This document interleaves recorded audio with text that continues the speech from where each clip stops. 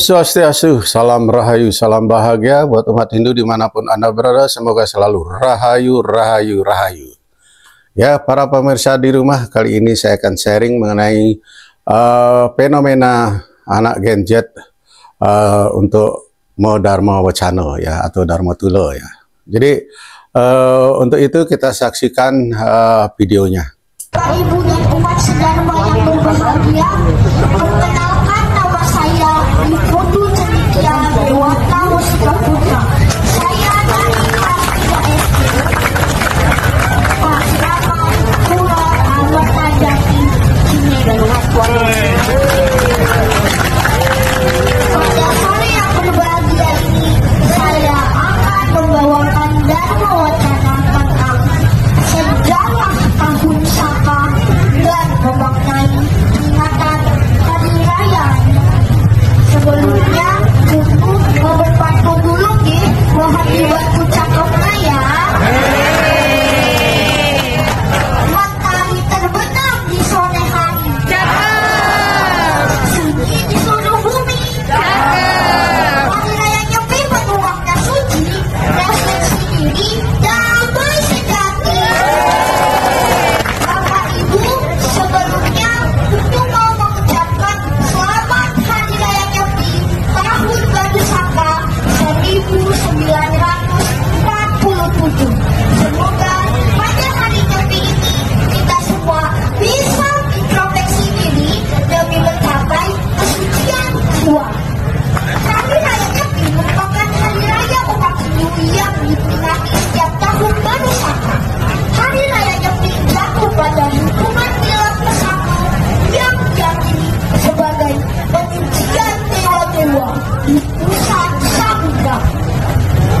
Hari Raya Nyepi merupakan tahun baru umat Hindu berdasarkan penanggalan Saka sejak tahun 78 Masehi.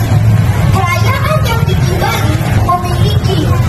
Lalu bagaimanakah sejarah dari tahun Baru Saka? Tutu akan menjelaskan dulu ya. Pada zaman dahulu, bangsa-bangsa di Asia tidak hidup dengan harmonis. Ketidakharmonisan tersebut disebabkan karena keinginan bangsa-bangsa di Asia untuk menjadi berkuasa. Bangsa Saka merupakan salah satu bangsa di Asia yang dikalahkan oleh bangsa lain dalam peperangan. Bangsa Saka yang kalah dalam perang mengembara ke seluruh Asia. Bangsa Saka adalah bangsa yang ramah, memiliki misi perdamaian, dan dapat dengan mudah bersosialisasi dan berbaur dengan masyarakat di mana mereka tinggal. Bangsa Saka adalah bangsa yang memiliki seni budaya yang tinggi dan konsep ketatanegaraan yang terbuka. Ngirim Ya, bagi yang sudah bagus teruskan. Bagi yang belum sudah mengerti, lakukan ya. apa tuh, Pak Gun? Apa tuh ini kuncing? Kuncing. Nah, setelah kita saksikan ada dua video ya, sebenarnya sih banyak ya. Jadi yang saya tampilkan cuma dua, dan banyak sekali sebetulnya ya. Selain di Jakarta dan terutama di daerah-daerah lain ya. Ya, jadi kita patut berbangga. Generasi muda kita harus kita apresiasi ya, keberanian mereka terutama, karena ini tidak mudah ya, seorang anak-anak ya, apalagi tadi Putu ya, dia anak kelas 3 SD ya, dia sekolah agamanya di Pasraman di Pura Amartajati Cinere ya, di Jakarta Selatan ya, atau di Depok ya. Di Jakarta khususnya kan sudah banyak ya lomba-lomba yang dilaksanakan ya setiap tahun ya. Jadi itu sangat bagus sekali ya untuk membina mental anak-anak kita ya, khususnya generasi Gen Z sekarang ini ya. Ya kita harus dukung terus agar mereka selalu berani, dan kita tetap membina mereka ya. Jangan ya, kalau sudah ini kan kita bibit-bibit sudah ada ya, tinggal kita pupuk, kita bina ya. Ya, jangan dibiarkan, sayang ya, istilahnya ada apa, mutiara yang nggak diurus gitu ya. Jadi ini mestinya kan apa, contoh ya untuk anak-anak yang lainnya, agar dia mencontoh hal-hal yang baik untuk kemajuan agama Hindu ya. Minimal dia mempunyai keyakinan yang sangat kuat terhadap agama Hindu ya. Ya, kalau saya sih saran ya, bahwa siapapun, organisasi apapun di dalam agama Hindu ini ya, kita patut dukung ya, keinginan untuk memajukan generasi muda kita ini agar lebih meyakini agamanya ya, terutama dari segi Dharma Wacana ini ya. Ini sangat penting sekali ya. Jadi untuk peningkatan jenano ya, Pramawidya, pengetahuan di bidang agama Hindu ini ya patut ditingkatkan ya. Jadi melalui peseraman-peseraman ya, jadi mereka akan apa, menghasilkan SDM yang kuat, SDM yang maju ya. Nah, di dalam pembinaan ini kita tidak membebankan mereka dengan materi-materi yang berat ya. Jadi ya yang mudah-mudah aja dulu ya, yang disesuaikan dengan kehidupan sehari-hari ya.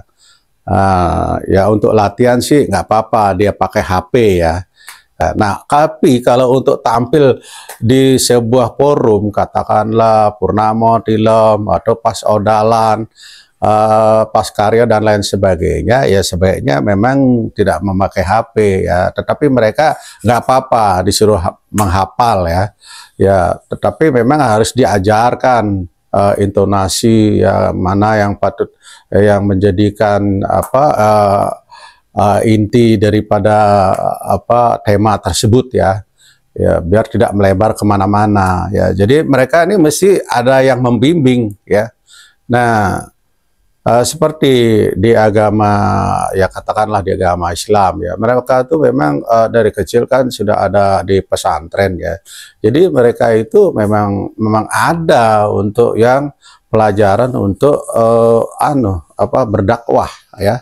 Jadi diajarkan ya. Nah, kita patut tiru juga ya.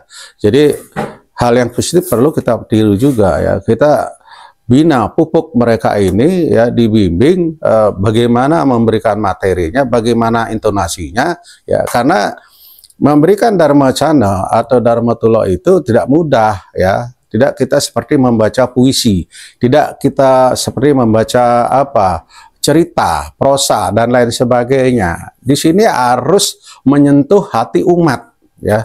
Karena begitu umat ini setelah mendengarkan Dharma Cana atau Dharma Tulo itu ya, mereka akan ada kesan ya yang diserap, yang dicerna ya, sehingga mendamaikan hatinya ya. Katakanlah seorang yang katakanlah tadinya nakal, badung dan sebagainya, setelah dia mendengarkan ada satu dua patah kata yang menyentuh, dia akan bisa ada perubahan. Oh seperti itu ya yang tadi yang dikatakan oleh Pendharma Cananya. Oh bagus juga, ya udah dah saya akan ngikutin. Nah, siapa tahu seperti begitu gitu ya. Dan saya berharap semoga ya kedepannya ya selalu ada yang mentornya ya. Ini sayang kalau tidak dimentori ya oleh orang yang berkompeten ya di bidangnya ya. Saran untuk Parisade ya, agar dimentori anak-anak yang sudah bagus-bagus ini ya, apalagi yang sudah juara Dharma Tulo, Dharma Wacana di tingkat camat, di tingkat kabupaten, di tingkat juara Indonesia. Nah ini perlu ya. Kalau buat saya sih ya, untuk bahasa Inggris Dharma Wacana untuk bahasa Inggris sih rasanya sih nomor sekian ya. Yang penting kita bahasa Indonesia ya, tetapi itu mengena kepada audiensnya, pada umat ya. Intinya kan Dharma Wacana itu apa? Bisa menyentuh hati umat ya begitu dia mendengar ceramah itu dengan apa ya, sesuai dengan apa yang dia hadapi dalam hidupnya, terus dari kok pas banget ini, oh ini nih solusinya nih, ya dia ada perubahan, ya itu yang tujuan Dharma Wacana itu seperti itu ya, bukan gaya-gayaan pakai bahasa Inggris, pakai bahasa Prancis, pakai bahasa Rusia dan lain sebagainya. Ya buat saya itu nomor sekian. Yang penting nih bahasa Indonesia ya, yang mudah dipahami, yang mudah dimengerti oleh umat ya, oleh semeton yang habis sembahyang. Ya, jadi mereka itu ada apa? Ada bekal yang dia dapat ya untuk perubahan sehari-hari ya, seperti itu ya. Demikian dari saya, Moksha Channel, saya Wayan Amaluddin mengaturkan terima kasih. Om Santi Santi Santi Om.